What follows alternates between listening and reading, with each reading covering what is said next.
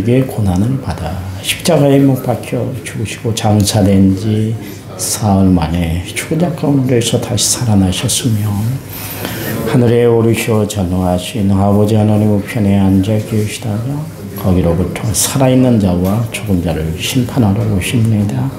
나는 성령을 믿으며 거룩한 공교회와 성도의 교제와 죄를 용서하는 것과 몸의 부활과 영생을 믿습니다. 아멘. 찬송가 463장입니다. 463장.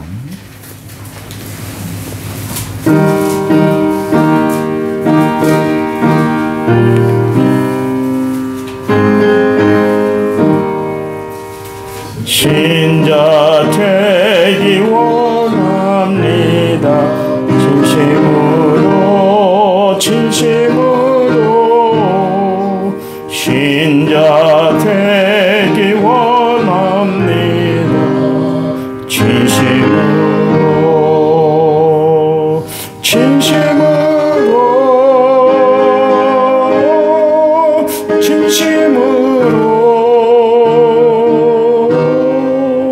신자 되기 원합니다. 진심으로 사랑하기 원합니다. 진심으로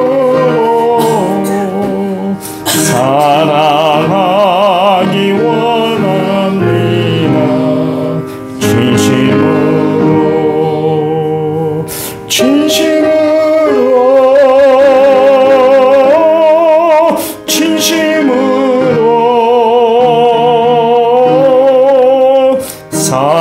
사랑하기 원합니다. 진심으로 거룩하기 원합니다. 진심으로 거룩하기 원합니다. 진심으로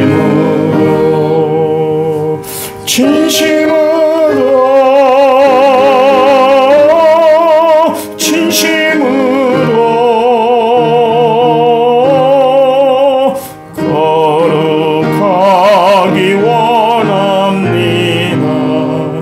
진심으로 예수 닮기 원합니다. 진심으로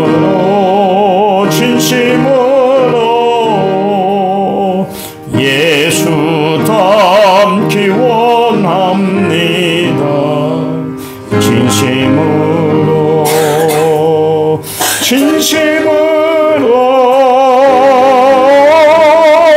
진심으로 예수 닮기 원합니다. 진심으로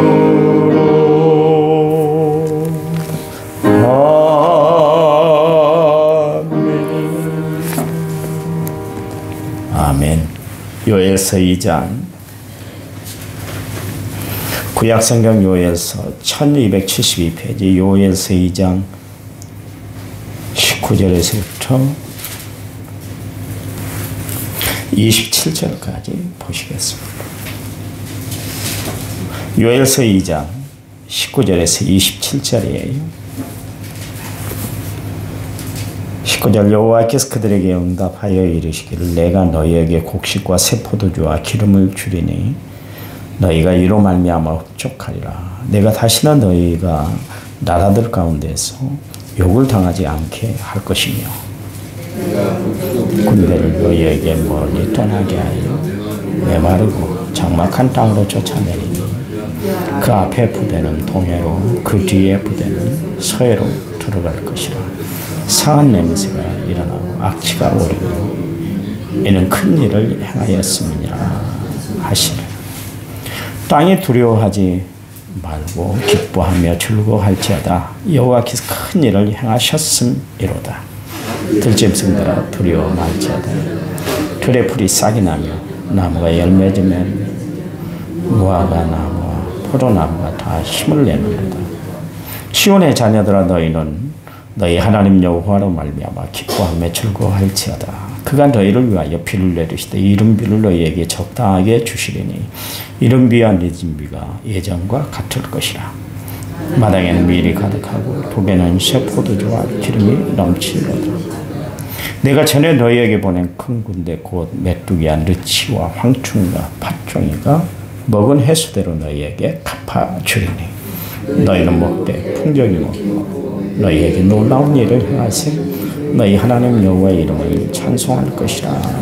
내 백성이 영원히 수치를 당하지 아니하리로다. 같이 읽습니다. 그런즉 내가 이스라엘 가운데 있어 너희 하나님 여호와가 되고 다른 이가 없는 줄을 너희가 알 것이라. 내 백성이 영원히 수치를 당하지 아니하리로다. 아멘. 아멘. 1사무엘하 1924번째 제가 하나님 앞에 드렸습니다. 찬양 부릅니다.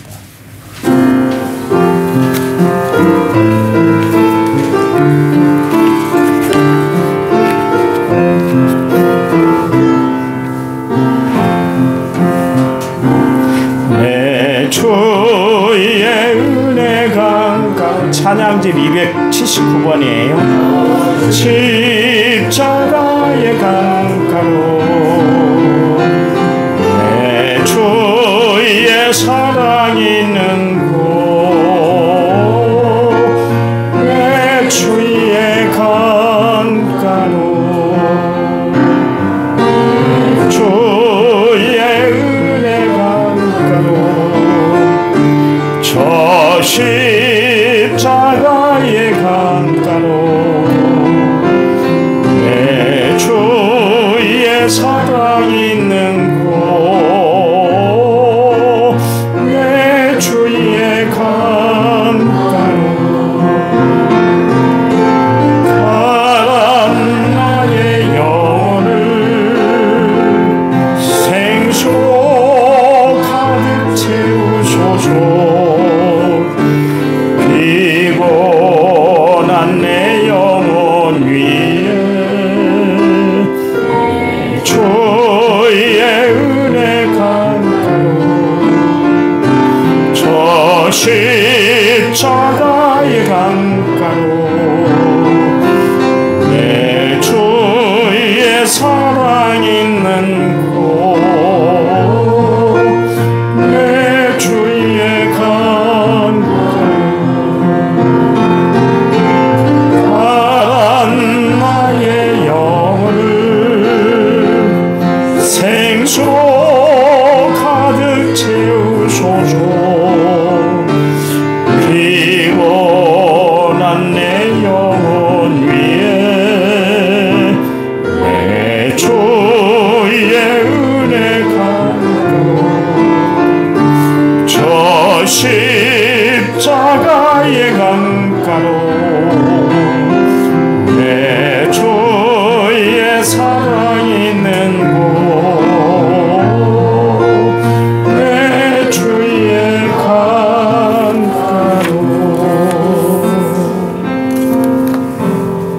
아멘. 오늘 하루도 은혜와 기쁨 즐거움이 충만하시기 바랍니다. 기쁘게 사세요. 기쁘게. 그 다윗이 누가 자기 보고 성전에 올라가자 그러면 기뻐했다 그러잖아요. 막 마음이 흥분이 됐는가 봐요. 나도 성도들에게 목사님 기도해 주세요. 그러면 진짜 마음이 기쁘고 즐거워요. 왜냐하면 그래도 나를 목사로 인정해 주는구나, 믿어 주는구나. 아, 내가 기도하고 있다는 것을 알고 있구나. 그것을 알 때 내 마음이 얼마나 좋은지 몰라요. 나를 믿어 줬다는 것 때문에. 바울이 하나님이 그를 불렀는데, 예수님이 그를 불렀는데 자기를 충성되이 여겼다. 충성한 것이 아무것도 없습니다. 예수를 핍박만 했던 사람이고 예수 믿는 사람들을 못 살게 구는 일에 앞장섰던 저질적인 죄인이었는데 불구하고 하나님 부르시는 그 자리에서 너는 충성된 자야. 이 한마디 말에 다 녹아내렸잖아요. 그것 때문에 죽을 둥 살 둥 모르고 죽도록 충성했잖아요. 여러분이 나에게 기도 요청을 하면 그래 그래도 김문일 목사를 충성된 자로 여겨주는구나. 내가 그런 느낌을 갖는다니까요. 사실 그때부터 저는 여러분의 기도 제목들이 응답될 때까지 마음에 근심이고 걱정거리예요. 그 이루기 위해서 길을 가다가도 밥을 먹을 때도 무엇을 하든지 간에 그 기도 제목이 이루어질 때까지 떠나질 않아요. 나에게는 참 근심거리가 되지만 한편으로는 기쁨거리가 된다니까요. 여러분, 내가 편히 쉬도록 내버려 두지 마세요. 좀. 여러분이 왜 나에게 사례를 하고 온갖 것을 다 대주면서 나를 이렇게 목사로 부르는 거예요? 그거는 뭐예요? 써먹으라고. 그렇잖아요. 그럼 괜히 헌금해요. 괜히 나한테 사례비를 줘요. 그러면 써먹어야 될 거 아니겠어요? 여러분 직장에서 사람들을 쓸 때 그 돈만큼이나 굴려먹으려고 봉급을 주는 거 아니겠어요? 그렇잖아요. 좀 내가 좀 고심도 많이 하고 여러분을 생각하고 기도거리를 가지고 막 골방에 들어가서 기도하고 무릎 꿇고 기도하고 울면서 기도하도록 저에게 좀 기도 요청 좀 하세요. 기도거리가 있으면 혼자서 가끔 앓지 말고. 그 초대교회에 문제가 생겼잖아요. 그 구제하는 문제 때문에 막 헬라파 가부들하고 히브리파 가부들 사이에 알력이 생기고 문제가 발생했잖아요. 그러고 나서 했던 것이 뭐냐면 초대교회 7집사를 세웠어요. 세운 이유가 뭐냐면 사도들로 하여금 기도하고 말씀 전하는 일에 전무하도록 하기 위해서. 다른 것 때문에 안 해요. 기도하고 말씀 전하는 거. 목사가 해야 할 일은 뭐겠어요? 기도하고 말씀 전하는 것이지. 그렇잖아요. 예수님은 늘상 그 기도에 대해서 강조를 하셨지만 또한 몸소 기도의 본을 보여주셨잖아요. 그렇잖아요. 그래서 예수님 공생에 사역할 때도 시작점에 성령에 이끌려 마귀에게 시험받으러 광야에 나가셨잖아요.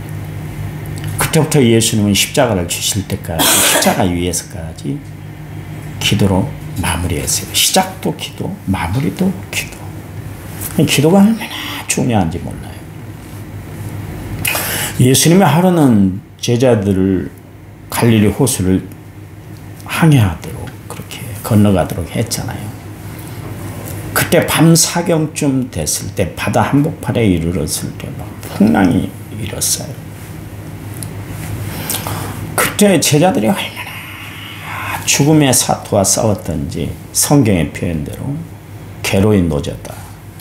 괴로이 노를 저었다. 힘들게 노를 저었다. 죽음의 위기에 푹 빠졌다. 그런 이야기죠. 그때 예수님 물 위를 걸어가셨잖아요. 제자들이 막 유령이라고 난리 법석이 났습니다. 그때 예수님이 이제 배에 오르셔서 부는 바람, 불어오는 풍랑을 잔잔하게 하고 잠잠케 하셨잖아요. 아마 성경에는 기록되어 있지 않는데 제 추측으로는 그런 것 같아요. 제자들은 항상 뭔 일이 있으면 꼭 물었잖아요. 베드로가 앞장서서 물어봤어요. 도대체 비유가 무슨 뜻입니까? 그러면서 우리로 하여금 깨닫게 해주세요. 그리고 꼭 물어봤어요. 그러니까 안 물어봤겠어요. 우리가 어떻게 이렇게 위기에 처한 것을 어떻게 하셨어요? 어떻게 하셨어요? 밤 사경이 가장 칠흑같이 어두운 때라고 그랬잖아요. 그 동트기 전에 가장 어두워요. 어두워요. 주님이 말씀하시잖아요. 아마 그랬을 것 같아요. 내가 기도하고 있었거든. 근데 너희들이 괴로이 놓졌는 것을 내가 보았어. 기도하다가 보았어. 제자들이 예수님은 그냥 계셨던 것이 아니라 쉬려고 계셨던 것이 아니라 기도하셨구나. 위기에 처한 우리를 구하기 위해서 예수님은 그때도 기도하고 계셨네. 우리가 위기에 처할 때마다 기도해야 되겠다. 그래서 베드로나 예수님의 동생인 야고보는 고난당할 때 어떻게 하라 그랬어요? 기도하라. 베드로도 고난에 대해서 계속 베드로전서에서 이야기를 하고 있잖아요. 근데 우리가 고난을 고난으로 끝마치지 않는 것은 우리에게 기도의 능력이 있기 때문에 그래요. 기도의 역사가 있기 때문에 그래요. 기도의 응답이 있기 때문에 그래요. 그래서 기도하라는 거예요. 내가 이렇게 기도했잖아. 너희들이 고난 가운데 있을 때 내가 내버려 두지 않았잖아. 기도하면 영안이 열려서 모든 것이 다 보이게 돼. 그리고 하나님의 역사, 나의 능력이 발휘가 되잖아. 그래, 앞으로 너희들 위기에 처할 때 이보다 더 큰 위기가 있을 거야. 그럴 때 너희들 기도해. 겟세마네 동산에 올라갔잖아요. 십자가를 지시기 위해서. 1시간 동안만 나를 위해서 좀 기도 좀 해줘. 예수님의 생전에 제자들에게 뭐 부탁한 일이 없어요. 다 돼 있어. 그렇잖아요. 배단위에 올라가셔서 머무르실 때, 야, 나귀 새끼가 있을 거야. 그러면 가서 주님이 쓰시겠다 그래. 그러면 줄 거야. 다 처리해 놨잖아요. 다. 예수님은 한 번도 제자들에게 할 때 구걸하듯 얘기를 안 하셨어요. 그런데 십자가를 지시기 전만큼은 제자들에게 부탁을 했어요. 좀 기도해줘. 나를 위해서 기도해줘. 1시간 동안 좀 깨어 있어야 돼. 베드로를 위해서 야고보, 요한, 이 세 사람은 예수님 책 근거리에 있었잖아요. 돌을 던지면 닿을 만한 거리에 있었으니까 예수님 지금 어떻게 몸부림치면서 기도하고 있는지 막 부르짖는 소리가 그들 귀에 쩡쩡 들려왔을 거예요. 예수님이 그냥 기도했겠어요. 막 속이 막 그러시는데 핏방울이 땀방울처럼 됐다고 누가복음의 이야기를 하고 있잖아요. 그때 상황이 됐어요. 얼마나 기도했겠어요. 막 사무치듯 기도했어요. 하나님 할 수만 있다면 이 잔을 내게서 좀 물러가게 해주세요. 물러가게 해주세요. 이렇게 했을 것이에요. 부르짖어 기도했겠죠. 네, 제자들이 잠을 자버렸잖아요. 그때 제자들이 깨닫는 게 뭐예요? 기도하지 않으면 시험이 온다. 그것 또한 알았어요. 여러분, 힘들고 어려운 일이 분명히 있어요. 왜요? 기도하지 않음으로도 와요. 기도하는데도 어려움이 올 거예요. 그러나 기도하고 어려움을 당하면 능히 이겨낼 수 있어요. 기도 안 하고 어려움 당하면 절망과 좌절, 시험과 낙담에 다 빠져버리는 거예요. 여러분, 그래서 기도하라는 거예요. 우리가 장래를 위해서 보험을 들잖아요. 그렇잖아요. 왜냐하면 내 장래에 무슨 일이 벌어질지 모르니까 미리 대비하기 위해서 보험을 든단 말이에요. 그래서 내 노후를 걱정 없이 지내려고 그렇게 하지 않습니까? 기도란 건 뭐냐면 내 앞일을 하나님 앞에 다 맡기는 거예요. 앞으로 되어질 일 하나님 앞에 맡기고 살아가는 것이 기도하는 삶이에요. 그래서 기도가 참 중요한 거예요. 이것처럼 중요한 게 어디 있겠어요? 그렇잖아요. 기도는 너무 중요해요. 기도는 너무나 중요해요. 요엘서뿐만 아니라 구약의 선지자들이 그 강조했던 이야기가 뭐냐면 주께 돌아오라. 심지어 아모스 선지자 같은 경우는 호세아 선지자 같은 경우는 여호와를 알지니 힘써 여호와를 알아라. 이건 뭐냐면 주님 앞에 돌아오라. 말씀의 자리로 돌아와라. 은혜의 자리로 돌아와라. 회개의 자리로 돌아와라. 터닝 포인트를 이루어야 돼. 그 이야기요. 주께 돌아오기만 하면 하나님의 혜택, 하나님의 은혜가 넘쳐나게 돼요. 그 둘째 아들이 아버지의 재산을 일부 자기가 상속 미리 받아서 이방 나라로 가서 허랑방탕하게 다 날리고 말았잖아요. 결국 자신도 몸이 병들고 어떻게 됐어요? 거지꼴이 다 돼갖고 돌아왔잖아요. 돌아오니까 회복이 되잖아요. 그렇잖아요. 돌아올 때 어떻게 됐어요? 그의 아버지가 그를 측은히 여기서 달려가서 목을 안고 입을 맞췄어요. 입을 맞췄어요. 입을 맞출 때 얼마나 냄새가 났겠어요. 칫솔질이나 제대로 했겠어요. 얼굴을 씻기나 했겠어요. 머리가 어떻게 됐겠어요.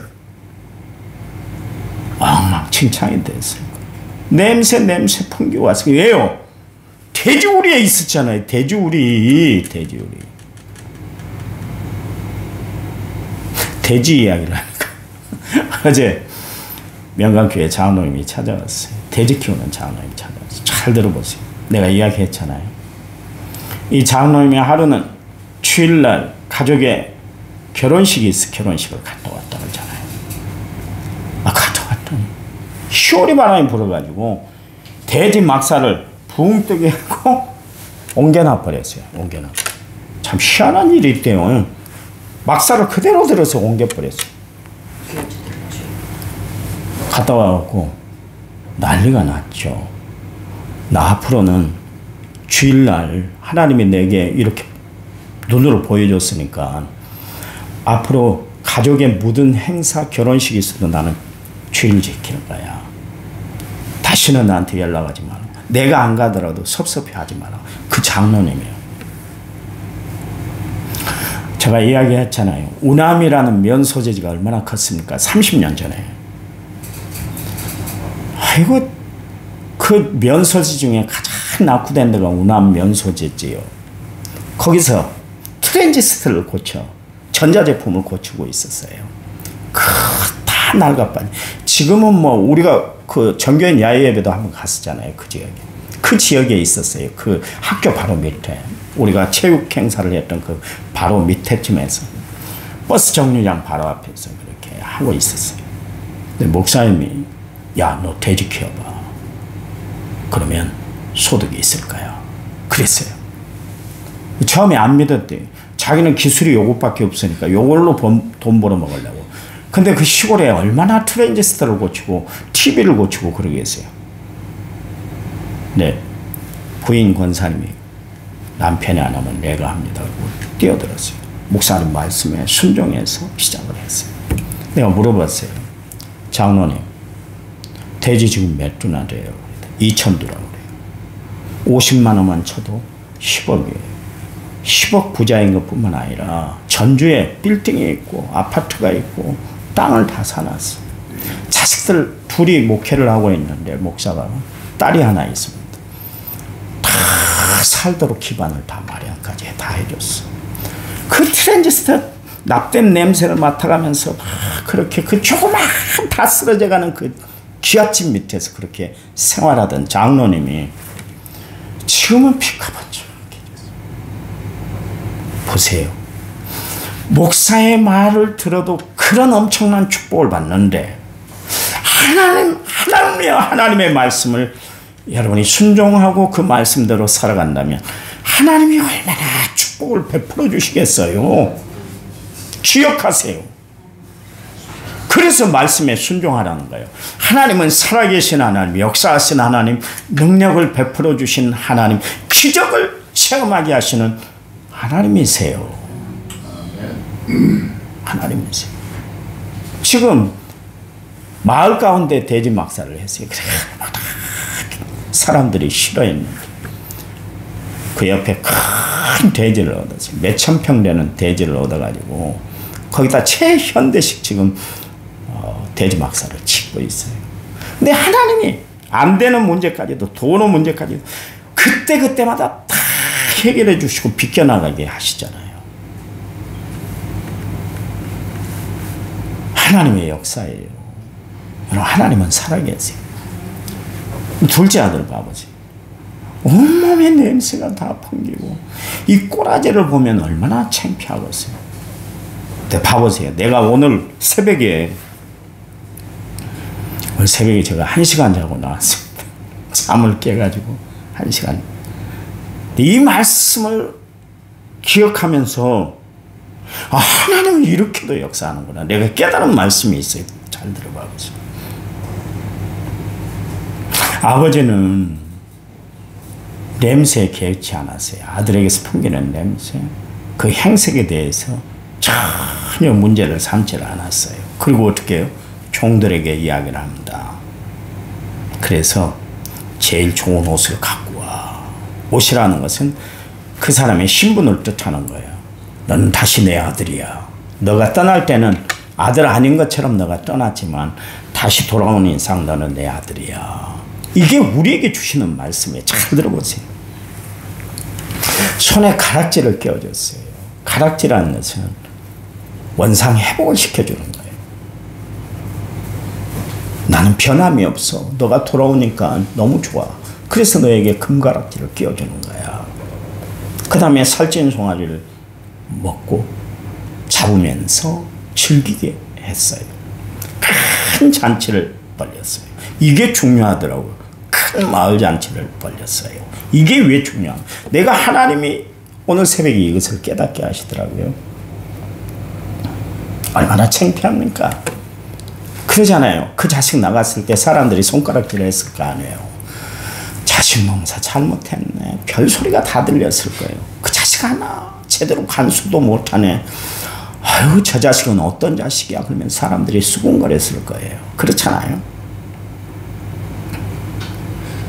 뭐 저런 자식이 다 있었을 거야. 근데요, 아버지의 의도가 여기 있더라고요. 동네 잔치를 베풀었잖아요. 동네 사람들 다 불러 모았잖아요.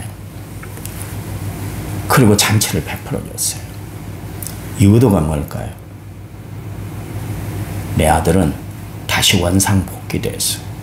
더 이상 수군거릴 필요 없어. 당신들 뭐 아들이 돌아왔다고 막 저런 아들도 봤네. 저런 아들도 아이고 아들이라고 다시 인정해. 저 사람 이상한 사람이네. 별소리를 다 할 거 아니겠습니까? 그 소리들을 순식간에 다 잠재우기 위해서 잔치를 베풀었다니까. 나는 이 아들이 귀해. 죽었다가 살아온 아들이야. 당신들 앞으로 입으로 무슨 말 하지 마. 이 의도예요. 여러분, 우리가 회개하고 돌아오면 마귀 사탄이 자꾸 우리를 속삭거려요. 그거 하나님이 너 제 인정 해결해 줄 줄 알아? 너 자녀 삼을 줄 알아? 택도 없는 이야기야. 그러면서 자꾸 나를 끌어내리려고 올 거예요. 그런데요, 하나님께서는 뭐라고 그러세요? 한 사람의 영혼이 돌아오면 천국에서 가장 큰 잔치가 벌어진다 그랬잖아요.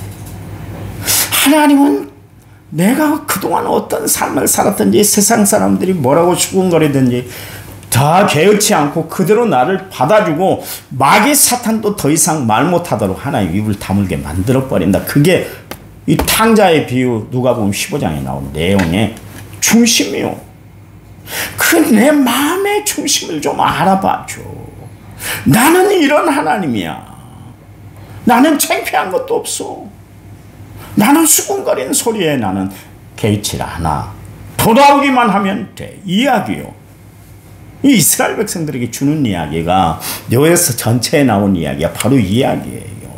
너희들이 그동안 어떻게 살았든 나를 어떻게 대했든 내 마음을 어떻게 했든 간에 나 상관하지 않아. 너희들이 나에게만 돌아오기만 하면. 그러면서 오늘 본문 말씀에 어떤 혜택이 주어지는지에 대해서 이야기를 하고 있습니다. 내일 또 해야 되겠네요. 그 이야기요. 그 이야기.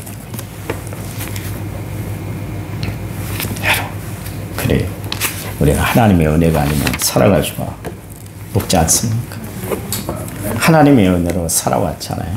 앞으로도 하나님의 은혜로 살아가실 텐데요. 하나님이 기뻐하는 삶을 살아가는 성도들이 되시기 바랍니다. 하나님, 감사합니다. 우리를 하나님이 이토록 사랑하시네요. 정말 얼마나 사랑하셨으면 독생자 예수 그리스도를 십자가에 못 박기까지, 그리고 우리를 살리신 하나님의 그 깊은 사랑을 날마다 기억하고 살아가는 저희를 되도록 도와주시기 원합니다. 하나님은 우리의 모든 삶에 합력하여 선을 이루어 주시는 좋으신 하나님이십니다. 능력 안에서 늘 승리하도록 붙잡아 주시는 하나님이십니다. 오늘 살아계신 하나님의 능력을 체험하는 귀한 시간, 이 새벽 시간이 되도록 하나님 역사해 주시옵소서. 우리의 기도에 하나님이 기름 부어주시고 응답해 주시고 역사해 주셔서 은혜의 시간 되도록 하나님 축복 베풀어 주시옵소서. 이제는 길이요 진리요 생명 되신 우리 주 예수 그리스도의 은혜와 하나님 아버지의 지극하신 사랑과 성령님 위로 교통은혜 충만한 역사가 오늘 말씀을 받은 모든 성도들을 위해 이제부터 영원토록 함께 하시기를 간절히 축원하옵나이다. 아멘. 아멘. 합심해서 기도합니다.